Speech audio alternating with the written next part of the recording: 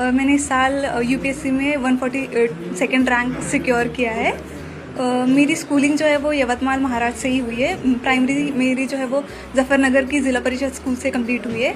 उसके बाद high school मैंने गवर्नमेंट कॉलेज से अपनी कंप्लीट की है। ग्रेजुएशन जो है वो मैंने पुणे के आज़म कैंपस से अपनी कंप्लीट की थी बीएससी मैथमेटिक्स में। 12th के बाद ही मैंने ये डिसाइड कर लिया था कि मुझे यूपीएससी करनी है। इंस्पिरेशन इसकी मुझे अपने मामू के थ्रू मिली, जो सेवा एनजीओ के सेक्रेटरी है। उन्होंने मुझे जो है वो इंट्रोड्यूस करवाया कि एक आईएएस ऑफिसर होता क्या है, उसके लिए आपको किस तरीके से प्रिपरेशन करनी है, ये सब चीज़ें। तो मैंने वहाँ से डिसाइड कर लिया था कि मुझे अब यूपीएससी करनी है। तो फिर ग्रेजुएशन के फ़ौरन बाद ही जो है वो मैंने अपनी प्रिपरेशन स्टार्ट कर दी थी यूपीएससी के लिए। पहले मैंने जो है वो अपना फर्स्ट अटैम्प्ट मुंबई से दिया था, हज हाउस से। सेकेंड अटैम्प्ट के लिए से मैं दिल्ली चली गई, जिसमें हमदर्द स्टडी सर्कल से जो है वो मैंने अपना सेकेंड अटैम्प्ट दिया। और फाइनली जो मेरा ये वाला अटैम्प्ट रहा है, जिसमें मुझे फाइनली सक्सेस मिली है, वो मैंने जामिया मिल्लिया इस्लामिया से दिया है, आरसीए में।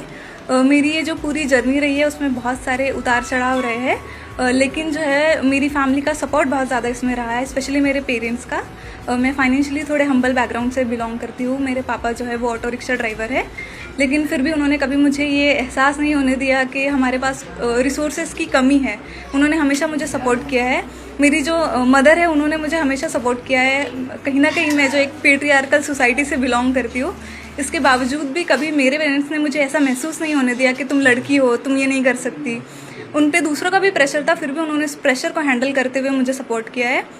मेरी पूरी फैमिली, फ्रेंड्स, टीचर्स, सब ने मुझे इस जर्नी में जो है वो बहुत ज़्यादा सपोर्ट किया है। मैं अपनी प्रिपरेशन की बात करूँ तो ये मेरा 4th अटैम्प्ट था, तो इससे आप अंदाज़ा लगा सकते हैं कि जर्नी बहुत ज़्यादा डिफिकल्ट रही है। फेलियर्स बहुत सारे आए हैं इसमें, लेकिन मैंने इस जर्नी में एक चीज़ सीखी है कि आपको पेशेंस और कंसिस्टेंसी जो है वो कभी इन दोनों चीज़ों का साथ नहीं छोड़ना है।